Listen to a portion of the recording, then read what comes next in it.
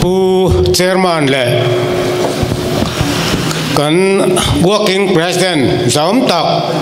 le headquarter sa kan ni poimo tak tak voinia local te tin lengteng south block huam chunga party ruai tu tele kan member thanem ngai tak tak te voina hian ama sain in zain lengteng south block ai oin sibai kambu masadu chewani tin hei voina hian keisa bermai lom na thucha soitura kan ho tu tena minan ruat hi kain sitlea ka hupur viawa tin ti ruale ro chuan kalom le bokani thil pakhat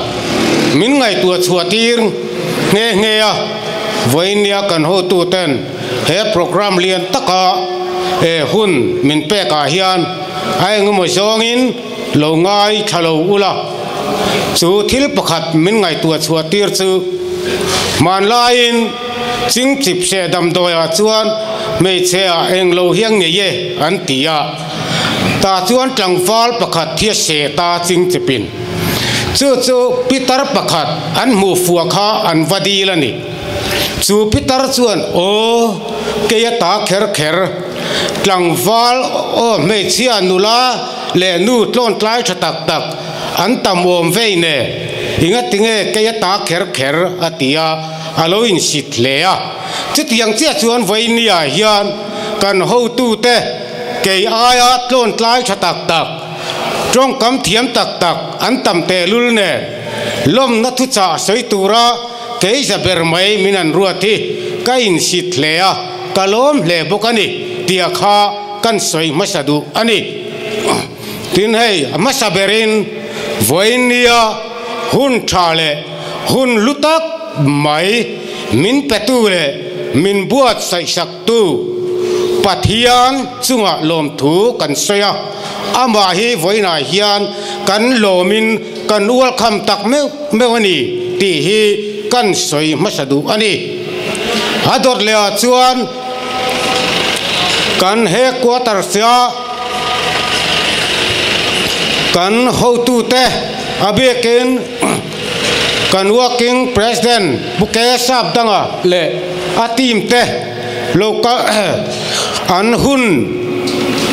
lutak khoral le chu mai pialama sumtam tak senga he hun miram bua sai saka minron man pui tu te hi voinia hian an mani hi kan lo lom tak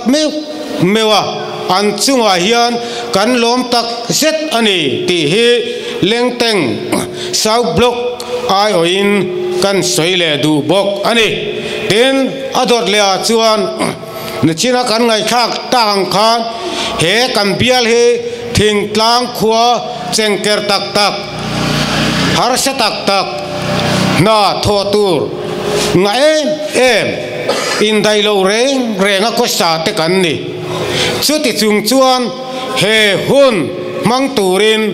in hun lutak maite voin niatana helai muna ron pe a sumle paite sen huama local zong te hi voinia hian kan lo lom tak meu chewani ti hi kan soidu bok ani e tin kan din ta ga chuan atop nan thil pakhat han se lok kan dua min lo ka thiam lok sela kan chairman point nakuma kanin thang do na pathian le mi puisara kan sarkar nge yang ti hi kan beisain kan in ring tlata in thang tur hian englai pen kan ho tu te hi anin pe reng ani enge kan sarkar na chan tur chu kan ti chuan atifia tu turatan thil pakhat MNF te hian India laka kan zalen na turin na movement lian tak independent an suala kum som ni LF an suala maro chu an hlo chama Mizoram state sarkar na hnuaia lal thut thleng ron lua turin chu min sual chua sak ani maro chu voinia hiya kaine ZPM te hian MNF ina an sarkar na hnuaia rethei taka rethei na boya min huailu na lak ata hi chumi laka zalen tur chuan ZPM hian independent kan sual ve thungani chu lo cham thiang kan ni lova thei to pin kan ho tu ten hun sengin na an thoka sumle pai tam tak an sengani chu wangin he re theina boya ta he sala kan ta mek na ta ruai chuak kanom theinan voinia local khom zong te he